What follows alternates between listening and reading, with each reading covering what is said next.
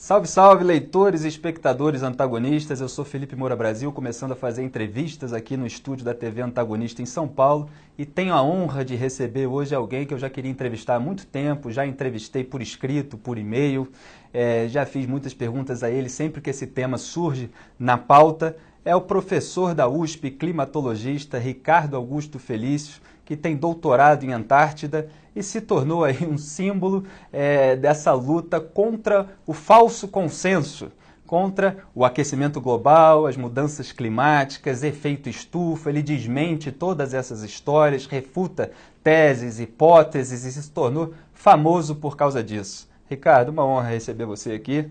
Eu que agradeço a oportunidade, Felipe, de estar aqui com vocês. E eu queria começar por um ponto bastante elementar, que muita gente recebe por e-mail essas imagens muito características. Na imprensa, sempre que esse assunto vem à tona sobre o aquecimento global, sempre vem com aquelas imagens das calotas polares derretendo.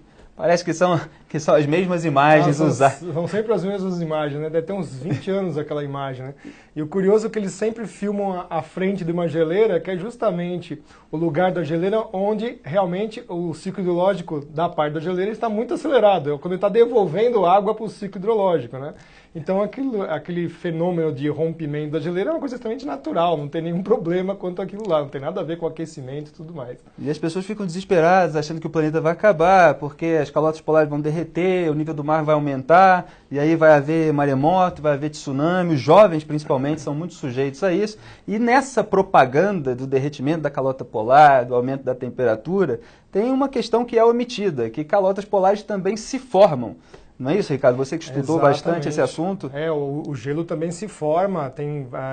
Tudo que acontece no gelo atualmente é uma resposta de coisas que aconteceram há pelo menos 100 ou 200 anos atrás, quando não mais, né? As grandes geleiras estão dando respostas hoje de coisas que aconteceram há 1000 anos atrás. Então, não tem como você fazer uma relação de causa e efeito diretamente quando se trata de geleiras. O mais engraçado é que nós temos mais de 160 mil geleiras cadastradas e o IPCC, que é o órgão da ONU que trabalha com o clima, ele monitora cerca de 40, 50 pequenas geleiras.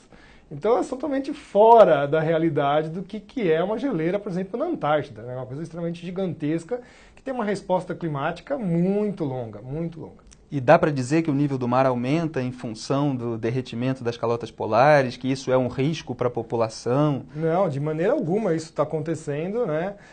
O Macaulay, que é um oceanógrafo já falecido, ele fala: a última coisa que o mar tem é nível, né? De tanto que o mar varia em vários lugares do mundo. Só para você ter uma noção, o próprio fenômeno El Niño, que é um fenômeno natural, ele altera o nível do mar em meio metro. E a pior catástrofe que o IPCC gosta de colocar nos seus cenários, né, no relatório número 4, ele falava de 59 centímetros. Então por que eu tenho que temer uma coisa que já acontece naturalmente? Então não tem sentido isso. O Ricardo fala muito dessa diferença entre fenômenos locais e fenômenos globais.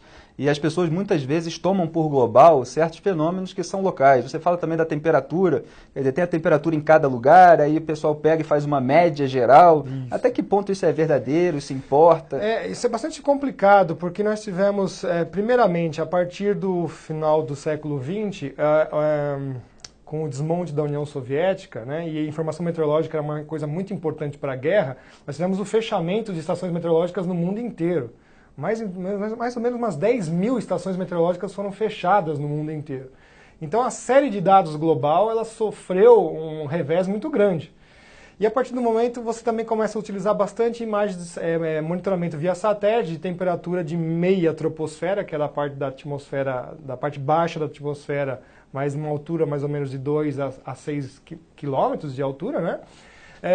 Em que quando você faz essas medições, você também não encontra nenhum tipo de variação significativa. Às vezes a temperatura sobe um pouquinho um ano, baixa um pouquinho no ano seguinte. Tanto é que a média, no final das contas, é não ter nada. Então, como é que está aquecendo alguma coisa se não temos nada na nossa série de satélites que mostra isso? E, Ricardo, você aparece nessas entrevistas, vai de vez em quando em programas de televisão, assim, e parece que é a única voz no debate público brasileiro a desmentir essas teses, essas hipóteses. Eu sei, já vi vídeos seus com outros colegas que também vão na mesma linha, mas, assim, para o grande público parece que é só você isolado, porque no Brasil parece que existe, assim, um controle do contraditório que fica difícil de aparecer. E, no entanto, há cientistas no resto do mundo, nos Estados Unidos, na Europa, que também são da sua linha, né? Sim, aqui no Brasil nós temos também alguns, eles não aparecem tanto, mas nós temos também alguns cientistas aqui no Brasil que discordam disso. Nos Estados Unidos isso é muito mais evidente, no resto do mundo também, tá? Inclusive dentro da própria NASA você tem departamentos que não concordam, porque quando fala NASA, pensa que a NASA toda... Não, é um departamentozinho pequeno, que é o GIS, que fala sobre aquecimento global. Outros departamentos da NASA não concordam com isso que é colocado aí. Para o Ricardo não parecer assim uma figura única, sozinho, eu separei alguns vídeos da Prager University. Aliás, agradecimento aqui ao grupo Tradutores da Direita, que legendou 7 vídeos sobre esse tema. Tem lá uma playlist só sobre esse assunto. Quando publicar isso no Antagonista, a gente vai colocar o link embaixo para esses vídeos. Eu separei 2 trechos de 2 vídeos. Vamos colocar um agora para ver um americano falar sobre esse assunto. For example, in just the past 2,000 years, we have seen the Roman warm period, when it was warmer than today. Then came the cooler Dark Ages, followed by the medieval warm period, when it was at least as warm as today.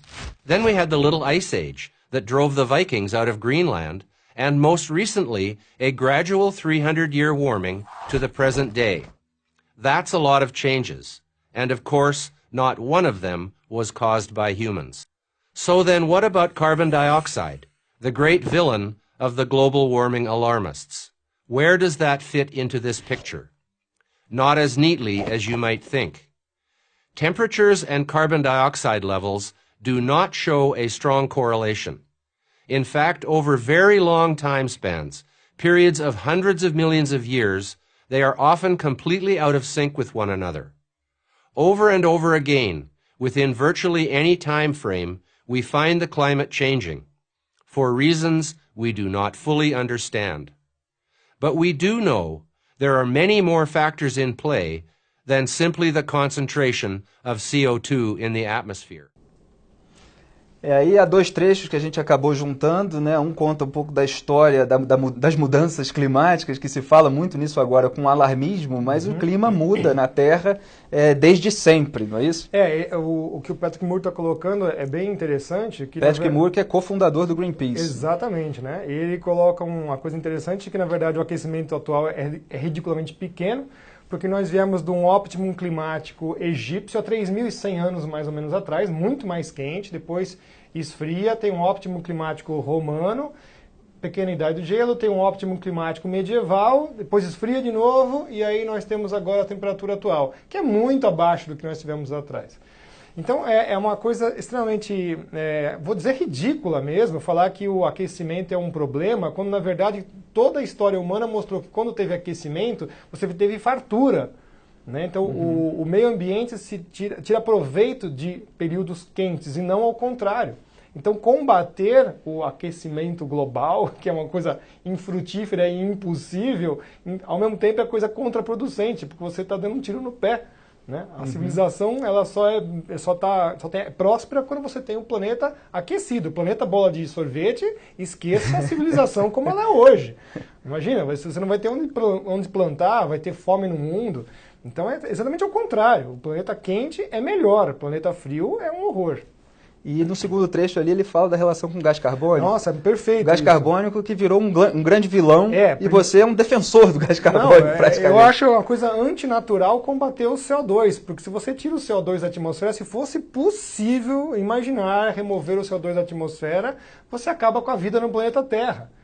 Então você tem que ter sim o CO2 na atmosfera, para os oceanos utilizarem o CO2, para as plantas utilizarem o CO2, para a gente ter comida. Né? O CO2 faz comida. E aí os caras acusam o CO2 como um gás poluente. É um absurdo. Eles fazem uma confusão do que é poluição, do que é um gás natural que serve para muita coisa da gente.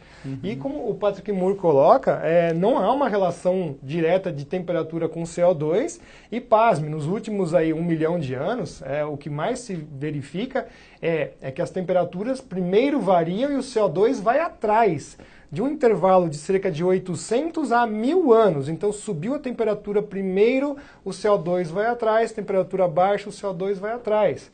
E isso principalmente porque os oceanos esfriam e esquentam conforme, né, as temperaturas mudam. E quando os oceanos mudam de temperatura, isso é muito importante falar. A água do mar esquenta, ela que libera CO2 para a atmosfera. E quando a água do mar esfria, ela captura esse CO2 e volta para dentro das águas. Você falou aí de uma coisa que vem primeiro e outra que vem depois. Isso me lembrou aquela inversão feita pelo Al Gore, que se tornou um grande propagandista da causa. Não sei se tem a ver com esse tema, porque ele pega um gráfico e, na verdade, ele inverte causa e efeito. Exatamente. Como é que é essa história? Isso é importantíssimo, que no filme ele mascara aquilo e coloca as informações muito próximas uma da outra, as pessoas não conseguem ver que, na verdade... Isso é aquele filme A Verdade Inconveniente, o primeiro? Exatamente. Que tá tendo a sequência agora. Vai ter a segunda sequência agora, que ele vai envolver Eu chamei o Ricardo aqui preventivamente para ele já desmentir o filme que está saindo. Ele vai envolver agora o Trump nessa questão, mostrando que os Estados Unidos abandonou lá o Acordo de Paris. Então vamos chegar lá, mas qual é a inversão que ele faz naquele gráfico? É de colocar o CO2 mudando primeiro e a temperatura vindo atrás, quando na verdade é exatamente o contrário. E recentemente alguns noruegueses fizeram um trabalho com temperatura dos oceanos, dos continentes e CO2 em várias escalas, semanais, mensais e anuais, e provaram de novo que as temperaturas dos oceanos dos continentes sobem primeiro e o CO2 vai atrás, temperaturas baixam, o CO2 vai atrás.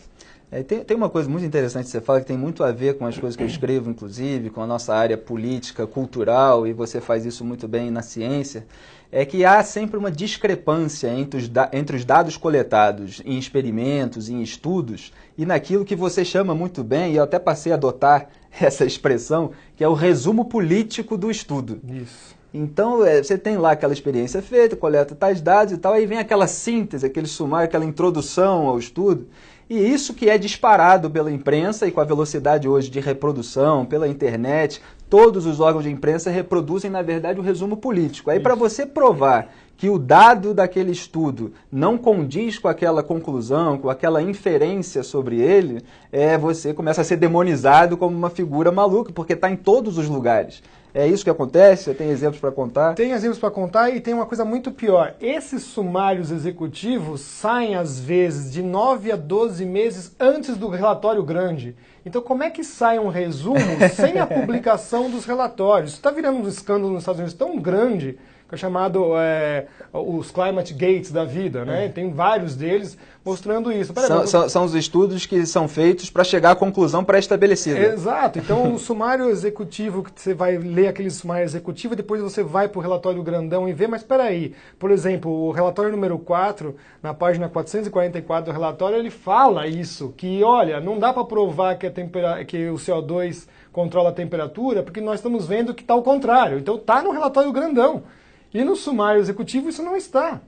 E recentemente isso aconteceu no terceiro ano polar, que foi de 2007 a 2009, sai um sumário executivo do relatório 9 meses antes do relatório grandão. E aí você vê os caras que estão lá como autores desse sumário executivo não são os caras do relatório grandão sobre a Antártida. Então, a conclusão que está no sumário não tem absolutamente nada a ver com as cerca de 900 páginas do relatório do terceiro ano polar. Mas você fala assim, gente, então isso aqui está virando... Mas as 900 páginas ninguém vai ler, né? Ninguém vai ler. Só vai ler só o sumário. Só o é o que acontece, eu desmascarei vários estudos de população carcerária no Brasil, pesquisas sobre estupro, que querem mostrar a população inteira do Brasil como defensor do estupro, de acordo com a roupa que a mulher usa e tal. E você vai ver aquela conclusão que é ventilada na imprensa, as perguntas que foram feitas não tem a ver com aquilo. Não. O dado está tirando a proporção sobre a população carcerária, por exemplo. Então é a mesma coisa que acontece aí. Com a climatologia. Agora, no caso também que você citou sobre o sumário para executivos, né, esse relatóriozinho pequenininho, né, no caso do IPCC, no quarto relatório, foi o grande escândalo do IPCC. Porque quando se formou a comissão para fazer esse sumário executivo, estavam membros de ONGs, ambientalistas, alguns membros do governo, burocratas, e todos os cientistas que estavam trabalhando no relatório grandão ficaram na plateia. E, de repente, eles começaram a votar, note, a ciência votando as coisas, votando que partes que eles iam colocar nesse sumário executivo. Como a grande maioria do relatório, dos cenários que eles estavam colocando, mostrava que o nível do mar praticamente não subia e as temperaturas mal variavam, que era isso que mostrava de fato, eles falaram, isso aqui não é uma emergência global. Nós precisamos fabricar essa emergência global. E fabricaram. Eles pegaram o pior cenário possível, que era a elevação do nível do mar em cerca de 59 centímetros, né? E uma elevação de temperatura de menos de 1 grau, 0,79, aliás, a precisão, né, do 7,9, e colocaram isso no relatório. Nessa hora, o pessoal começou a questionar e o pessoal falou, ó, cala a boca, vocês não podem falar nada disso daí. Foi aí que gerou a grande debandada do IPCC em 2007 e 2008. Saíram 800 cientistas em 2008 e até 2010 eram 1.000. E quando você fala eles, quem são eles? Quem são essas pessoas que ganharam esse rótulo de aquecimentistas? Quem são os grupos, as organizações? É a ONU que legitima o discurso desse pessoal? Sim, a ONU é o grande fomentador desses painéis políticos científicos. Uhum. Eu defendo uma tese, inclusive eu coloquei isso na minha tese de livre docência, que inclusive foi malograda, né? Mas que a ONU vem montando esses painéis políticos científicos, montou o painel do ozônio em 87, o do clima em 88, pasme, pouca gente sabe, mas já tem o painel da biodiversidade e serviços ambientais em 2010. Esse vai ser um enorme problema. Ele está passando rasteiro, ninguém está vendo. Estou prognosticando, minha boca é maldita quando eu falo acontece. Um painel dos oceanos vai surgir em breve, um painel sobre a Antártida e até 2025 nós vamos ter um painel do espaço sideral. Ah, mas de onde você tira essas conclusões? Isso está tudo nos relatórios da Rio 92, então não é nenhuma teoria da conspiração. Eles colocam muito claro quais são os ecossistemas que eles querem preservar. E o espaço sideral é um ecossistema, deve ter umas amebas espaciais voando lá. E quando você vê qual que é o grande problema do espaço sideral, é você colocar as tecnologias dos satélites para controlar o espaço aéreo dos países. Então, do mesmo jeito que o discurso hoje é, olha, países em desenvolvimento, não tem espaço na atmosfera para você lançar CO2, olha, países em desenvolvimento, não tem mais órbita no espaço, porque o espaço está cheio de lixo espacial. É o discurso que você já ouve hoje. Exatamente. E aproveitando que a gente falou de quem são eles, tem um trecho do vídeo que a gente separou também, do Richard Lindzen, que é professor do MIT, para a Prager University. Também a gente separou exatamente o trecho do grupo 3, que ele coloca todo esse pessoal junto. Vamos ver como é que ele os descreve. That's where group 3 comes in. The politicians, environmentalists and media. Global warming alarmism provides them, more than any other issue, with the things they most want. For politicians, it's money and power. For environmentalists, it's money for their organizations and confirmation of their near religious devotion to the idea that man is a destructive force acting upon nature. And for the media, it's ideology, money, and headlines. Doomsday scenarios sell. Meanwhile, over the last decade, scientists outside of climate physics have jumped on the bandwagon, publishing papers blaming global warming for everything, from acne to the Syrian civil war. And crony capitalists have eagerly grabbed for the subsidies that governments have so lavishly provided. Unfortunately, Group 3 is winning the argument because they have drowned out the serious debate that should be going on. But while politicians, environmentalists, and media types can waste a lot of money and scare a lot of people, they won't be able to bury the truth. The climate will have the final word on that. I'm Richard Lindzen, Emeritus Professor of Atmospheric Sciences at MIT for Prager University.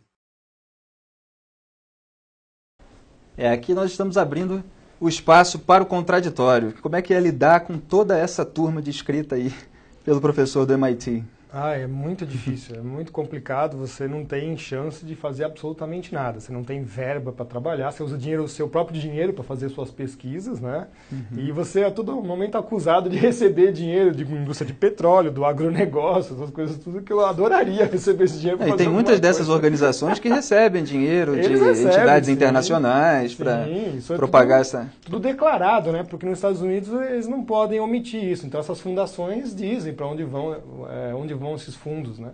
E você chegou a mencionar já numa das suas respostas o Acordo de Paris sobre o clima. Isso virou até trend topic no Twitter no dia que o Donald Trump anunciou a saída dos Estados Unidos do Acordo de Paris sobre o clima. E, em geral, nessas discussões públicas, as pessoas levam em consideração o nome que o acordo tem, que o movimento tem, que o partido tem, a bandeira, a causa que está ali identificando aquilo. Quer dizer, o clima, as pessoas simpatizam com essa pauta, falam, eu amo a natureza, se o Trump saiu, se os Estados Unidos saíram do acordo sobre o clima é porque o Trump não gosta da natureza, fora Trump.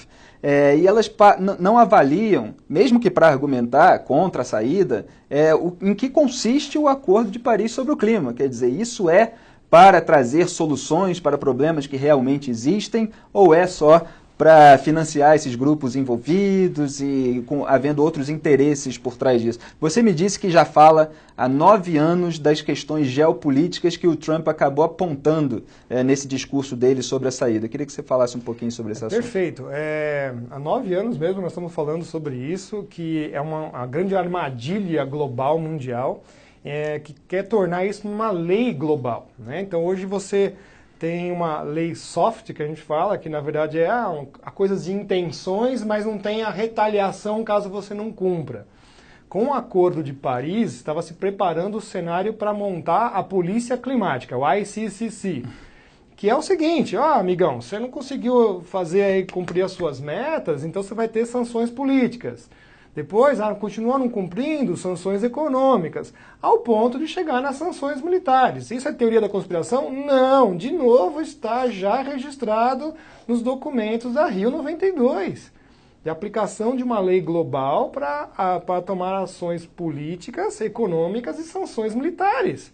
Então, o Trump, obviamente, viu isso. Como a Índia não assinou, a China só inventou que assinou, a Rússia não assinou. Mas o Brasil, o que me espanta é o rabo abanando o cachorro. A gente segue tudo à risca e nos comprometemos com esse tipo de acordo. Quer dizer, o Brasil, que é um país... Segue à risca a agenda da ONU. A agenda da ONU, né? A agenda globalista e tudo mais, né? E aí você vê o que acontece. Nós nos comprometemos, nós somos um país pobre, ordinário, com quase 40 milhões de pessoas na pobreza, e vamos pagar a conta do aquecimento global. E eu estou falando isso há mais de 9 anos. E vai cair em cima das cadeias produtivas brasileiras. Nós não vamos conseguir competir lá fora. E aí você vai quebrar. Você quebrando o PIB do Brasil, você quebra o país. Então é uma agenda muito bem engendrada para atacar os meios de produção brasileiros e os meios de fornecer energia boa e barata. Que um país que não tiver siderurgia, não tiver energia e não tiver produção, simplesmente quebra. Então é muito claro esse tipo de estrutura montada para cima do Brasil e ninguém está se dando conta disso. Mas o que o Acordo de Paris sobre o clima tem a ver com o clima, então? Ele não tem absolutamente nada. Ele quer levantar um fundo de 13 trilhões de dólares, que já estão levando isso para 16,5 trilhões de dólares em mais ou menos 10, 15 anos. Que aí os países vão ter que juntar esse dinheirão, pondo num fundo que sabe-se Deus lá quem é que vai administrar, né? Então um sanguessuga de recursos mundiais para um problema inexistente. De recursos dos Estados Unidos, é uma das coisas que o Trump reclama, que os Estados Unidos está pagando muito e para receber pouco em troca. E é uma enorme negociata, vão ser acordos fiduciários de troca de tecnologia, mas com dívida em cima, como já aconteceu no passado. Te vendo esse produto, mas você fica devendo 20 anos. Então é um acordão gigantesco em que você vai colocar uma quantidade colossal de recursos mundiais num problema que não existe. E você citou aí a entrada do Brasil em todo esse movimento. Eu estou aqui com a notícia. O presidente Michel Temer promulgou no dia 5 o compromisso do Brasil com o Acordo de Paris sobre mudanças climáticas. E aí tem a declaração oficial do presidente. Queria que você analisasse. Planeta tem um só e não haverá segunda chance. Por isso, o esforço para protegê-lo deve ser global. Assumimos metas ambiciosas e factíveis e vamos cumpri-las. Estaremos à altura da responsabilidade que assumimos diante do acordo. Quer dizer, é o grande do absurdo, né? Como é que você pode, o Brasil, um país extremamente rico, mas que teima em ser pobre, querer ser protagonista de uma panaceia mundial que é essa história do aquecimento global. Nós pegando a bandeira e se sentindo orgulhosos de sermos os protagonistas do meio ambiente, do mundo, sendo que a gente não tem aí nenhum futuro garantido aqui para o nosso país. É lastimável, é lastimável. E essa notícia veio junto com a da ampliação do Parque Nacional da Chapada dos Veadeiros. Queria que você dissesse o que você acha sobre essa ampliação das reservas ambientais no Brasil. Isso realmente... Já é um enorme absurdo, porque nós já estamos com cerca de 45% do território brasileiro engessado, né? Nenhum país do mundo fez um negócio desse e nós estamos assim, já há muito na frente de tudo isso. Então, quer dizer, nós estamos só engessando, né, lugares no nosso Brasil, criando enormes vazios demográficos e aquela questão geopolítica, né? Se não tem ninguém no lugar, é mais fácil de alguém tomar de você. Isso é muito claro, isso é muito claro. Mas é tudo feito em nome da natureza, da proteção ao meio ambiente. E você, como alguém da área, não vê essa proteção? Não, isso não tem nada a ver. Exatamente quando você... É mais um argumento político, de bom mocismo, Exato. vamos Todo ficar de bem com todo mundo. Vê que quando o homem está junto ao meio ambiente, na verdade ele trata muito melhor do que ao Deus dará das coisas, né? E efeito estufa? Você vive nesses programas, nessas palestras, desmentindo essa história de efeito estufa, e, no entanto, é uma coisa que é um assunto que é ensinado para as crianças na escola. Você pega ali livros didáticos, tem aquele esqueminha sobre o efeito estufa. Qual é a diferença ali daquele esqueminha dos livros didáticos de efeito estufa para o que acontece na realidade? Isso foi uma confusão que fizeram, né? Começa com o Carl Sagan, ele também trabalha em cima disso daí, onde popularizou a ideia do efeito estufa, de dizer que os gases da atmosfera retêm a energia, né? Na verdade, não. A radiação solar incide na superfície do planeta Terra e a atmosfera esquenta de baixo para cima. Tanto é que ela é fria em altitude, ela não é quente. Então já começa por aí. Como é que pode um corpo frio esquentar um corpo quente? É uma impossibilidade física, entendeu? Quer dizer, os livros de física devem ser jogados fora porque você está dizendo que alguma coisa que numa temperatura de 0, menos 10, menos 20, está esquentando alguma coisa com 30. É impossível isso acontecer. O livro de ciências da escola contradiz o de física. Exatamente. Aí você procura isso em qualquer livro de física. Existe esse tal de efeito estufa? Não existe. Nenhum desses livros mostra isso.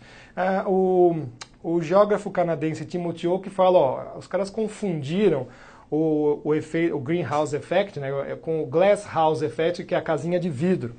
Na casinha de vidro, a radiação solar entra pelo vidro, incide na superfície, troca de frequência, passa para a radiação de onda longa, que é onde você tem uma coisa termal.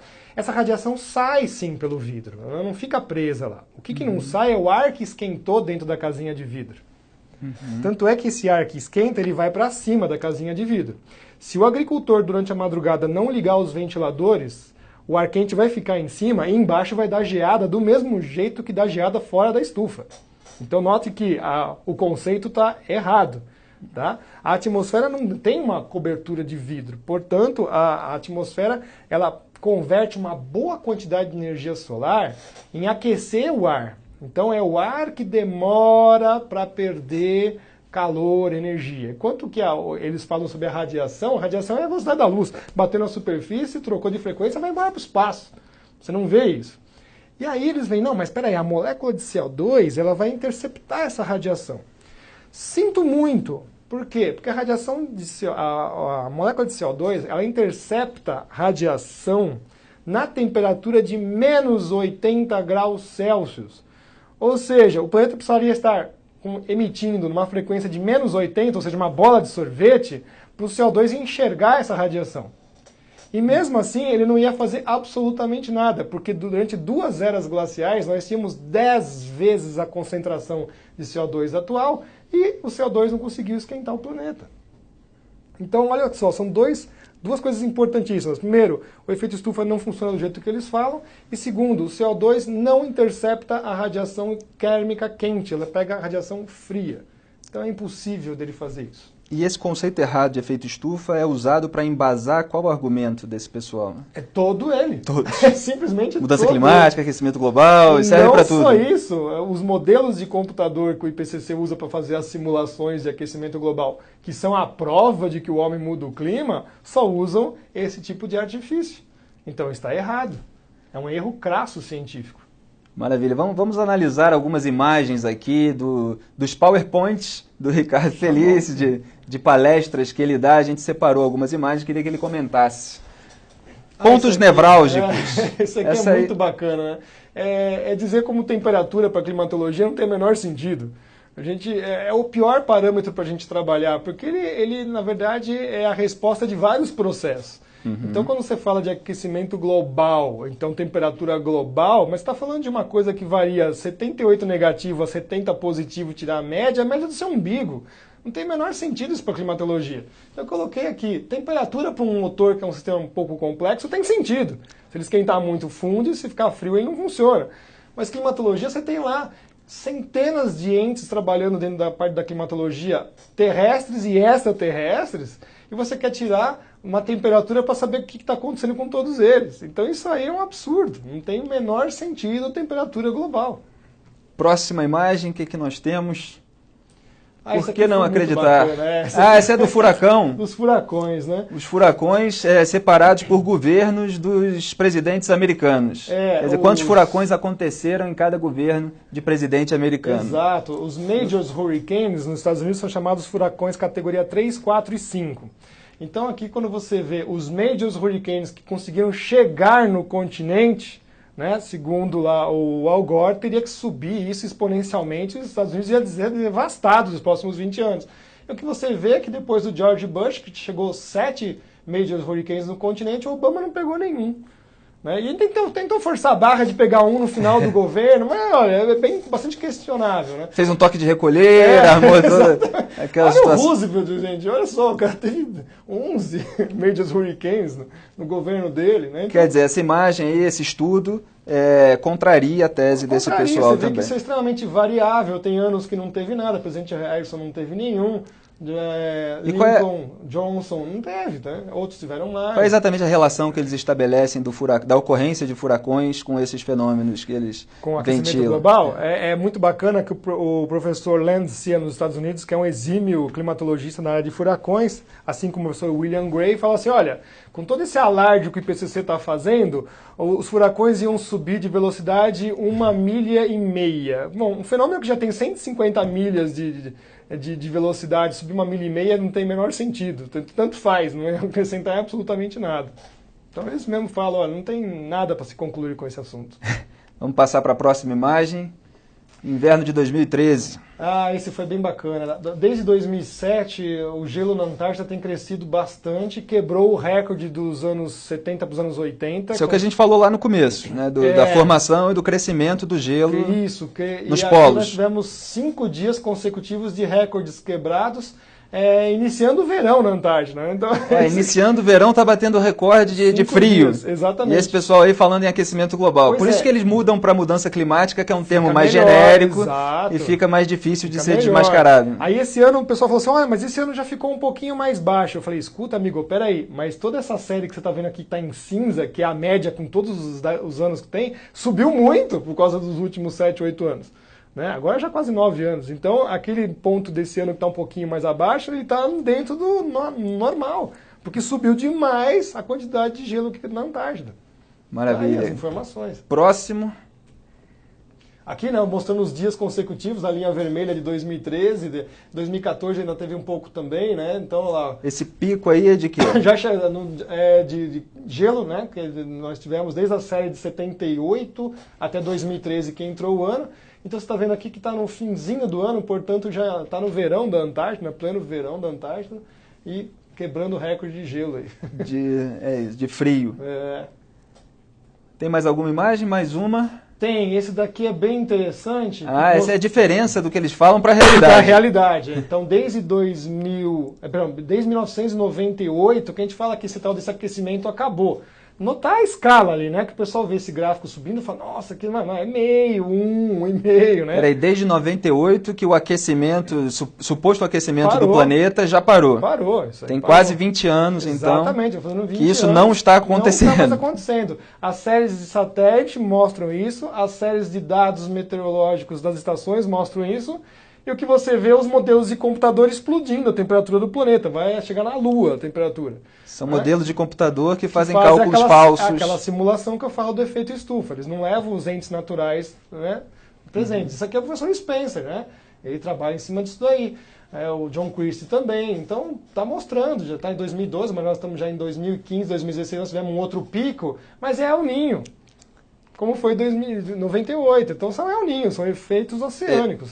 E não tem nada a ver com o aquecimento global, antrópico, que eles adoram. Você fala muito dos oceanos como os mandantes do clima na Terra. É o pessoal do segundo escalão que a gente fala. O primeiro escalão é o Sol, não tem como discutir, e a mecânica que o planeta Terra faz ao redor da estrela, que também varia, né? São chamados ciclos de Milankovitch.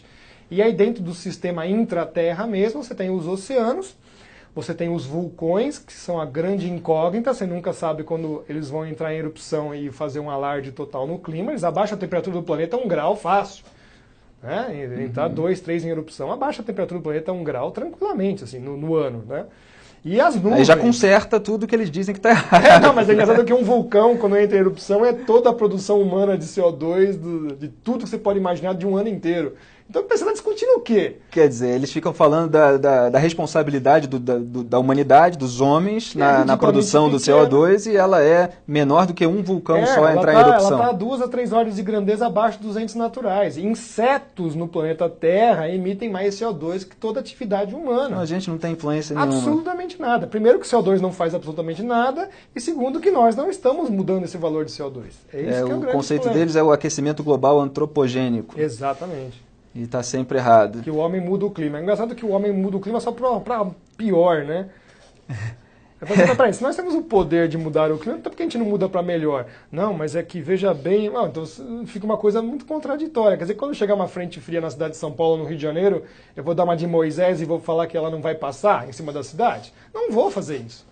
Porque a gente não tem como fazer, né? E a história das rainforests, aproveitando aqui questões curiosas, né? Como é que é? Chove porque tem floresta ou tem floresta porque chove? Aquele velho dilema Tostines. Exatamente, Tostines, né? As florestas estão lá porque chove, não é o contrário. Elas não geram a sua própria chuva. Tanto é que tem um físico chamado professor Tiago Maia, ele fala, se você pegar toda a floresta amazônica e enfiar no Saara, ela vai morrer, ela não vai fazer chuva. Né? Tanto é que tem seca na floresta. Quando o período de seca que as chuvas vão embora para o hemisfério norte, a floresta, sim, passa por um período de seca, e é normal.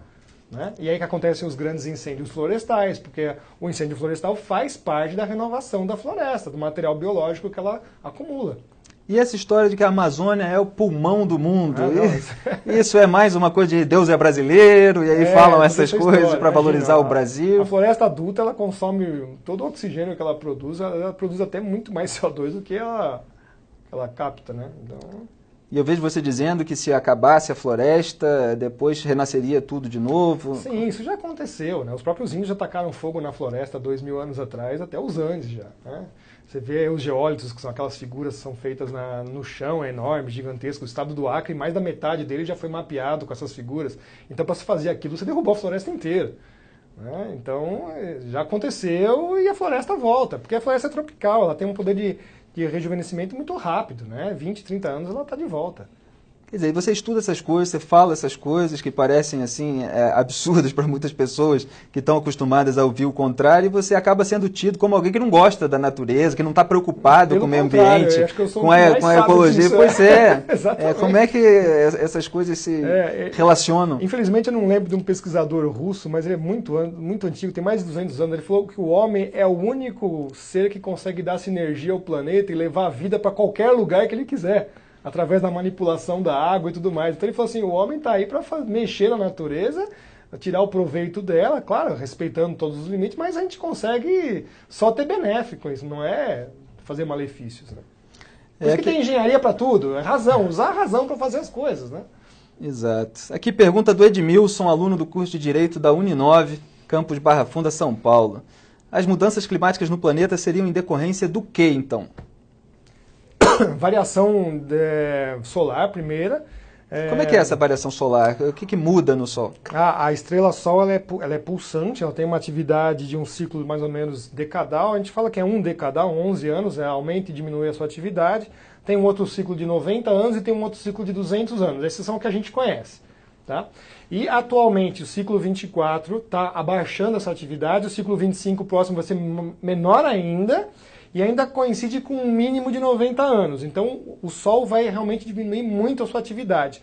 Só para você ter uma noção, agora em maio, nós já tivemos o Sol mais dias quieto do que todo o ano passado. Não tinha uma mancha solar, o Sol está quietinho. Então, o que acontece? Ele manda menos energia para o planeta Terra. Se o Sol muda a climatologia de Plutão, que está longe para chuchu, imagina nós aqui, estamos no quintal dele. Qualquer coisa que acontece no Sol muda aqui. Maravilha. Outra pergunta aqui enviada por um professor de Direito da mesma faculdade. Qual é a importância da inclusão nos currículos escolares, a gente já estava falando aqui deles, sobre educação ambiental, na tentativa de desenvolver nas crianças uma consciência verde e sustentável? Eu sou contra isso, sabe? Eu acho que a educação clássica já vai levar você a isso. Então eu acho que educação ambiental, para mim, abre aí um precedente para entrar coisas aí bastante que já estão entrando, né? Principalmente no Brasil, onde essa corrente ideológica acho que já controla as universidades, as escolas. Cabe mais doutrinação do que de fato uma o melhor é que a escola dê as ferramentas para que as pessoas busquem as verdades, a descoberta do fato em si. Exato. Essas discussões, por exemplo, na Inglaterra, desde 2012, caíram fora do currículo escolar, porque eles acham que isso é muito político, não tem muita ciência em cima disso daí consolidada. Olha aí que exemplo da Inglaterra para o Brasil. Então, aboliu esse assunto, que aboliu esse assunto. O muito filme politizado. Do Al Gore, ele não pode ser passado, isso é uma decisão da alta corte britânica. Eles vão dizer que é censura e tal. Não, eles falam assim, você quer passar isso, você tem que dizer todas as mentiras que tem no filme. Né? Mostrar que o urso polar está se afogando. Pô, o nome do urso polar é urso marítimos, o bicho nada a 200 km se for preciso. Né? E o cara está se afogando? Não está. Tem mais pergunta aqui sobre... José Domingo de Americana manda pergunta sobre as energias renováveis. A indústria das energias renováveis estão hoje dominando a mídia sobre esse assunto? Estão dominando. A pergunta é muito pertinente porque a Alemanha é bastante hipócrita nesse ponto. Né? Ela é a defensora da bandeira das usinas eólicas e tudo mais, mas ela tem lá suas 30 termoelétricas gigantes e está praticamente terminando mais umas 26 termoelétricas. Então...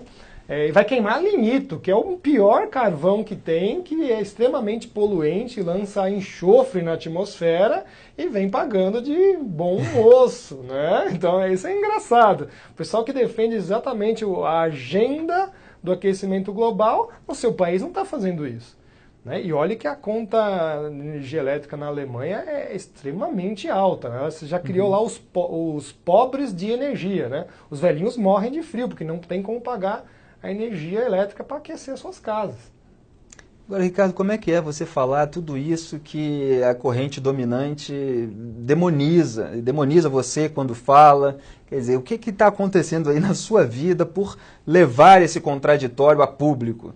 Você tem sofrido boicote, você tem sofrido ataque. Fora essa demonização, só de eu falar que eu ia entrevistar o Ricardo nas redes sociais, já vem um pessoal xingando e dizendo que quem desmente o aquecimento global é isso, é aquilo. O pessoal que não consegue contra-argumentar, né? Porque no debate público natural seria que você pegasse argumentos e colocasse entre aspas, né, como a gente faz, analisasse, desconstruísse e não saísse xingando aquele que pensa o contrário do que você acreditou.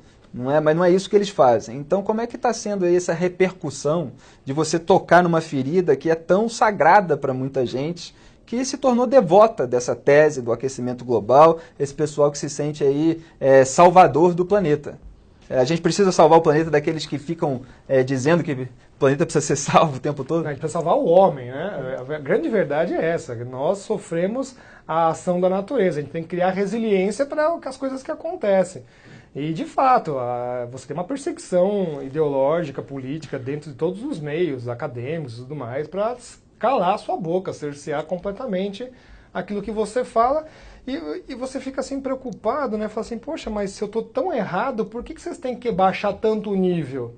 É só mostrar que eu estou errado, mas vocês não conseguem mostrar que eu estou errado. Vocês precisam baixar o nível, vocês precisam fazer esses tipos de ataque. A gente na área política cultural está muito acostumado a lidar com isso. Pois é, mas então quer dizer que a ciência não é mais ciência, então ela também está fazendo parte desse pacote, né? É isso que ficou assim meio constrangedor, né? Poxa, o pessoal quer bater, você acabou de mostrar que CO2 não controla o clima, não, mas não é bem assim, mas está aqui a informação, o que você não quer? Se você está construído em cima de positivismo, neopositivismo, ou que seja, né, ciências duras e tudo mais, se está falando que não é, acabou. A hipótese tem que ser descartada. E, Ricardo, você é professor da USP, que é tida, assim, pra gente, que estuda política, cultura, como um reduto esquerdista aí de décadas, muito influente no cenário político brasileiro hoje, principalmente ali nas áreas humanas, e isso na área científica também acontece muito? Você está sofrendo ali restrições lá dentro da USP? Sim, infelizmente sim, bastante. E de que maneira isso ocorre? Várias, né? Desde corte das suas atividades, não ter financiamento, corte do seu salário, né? Sofre sanções de tudo que é tipo, né? Quer dizer, o pessoal tem muito medo no Brasil do contraditório, a gente está aqui na TV Antagonista abrindo espaço para o contraditório. Conversei aqui com o Ricardo Felício, professor da USP, climatologista, doutorado em Antártida. Ele entende do que fala, você pode encontrar também no YouTube várias palestras dele, várias participações em programas. E foi um prazer, uma honra. Muito obrigado. Ricardo, seja sempre muito bem-vindo. E eu aguardo vocês para as próximas entrevistas minhas aqui. Eu sou Felipe Moura Brasil, na TV Antagonista. Um abraço.